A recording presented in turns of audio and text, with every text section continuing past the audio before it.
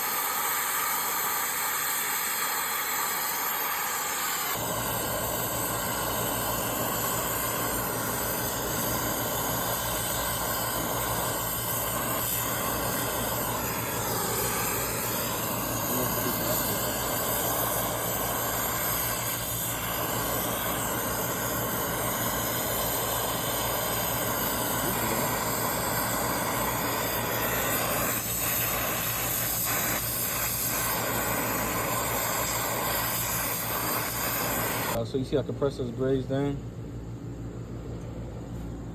See it? Not looking bad, not looking bad. And my man Rod. Yeah, so we got the new filter dryer in. You know, you gotta change that out. On to the next step. Pressure testing, we got the nitro up to 400. Full leak detector from Viper. Let's go ahead and hit her up. We look good there. We look good there as well. I think we good.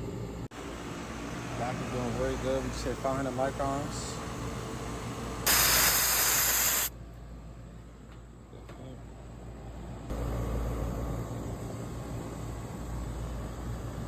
So we got everything back up and operating. Successful differential change out.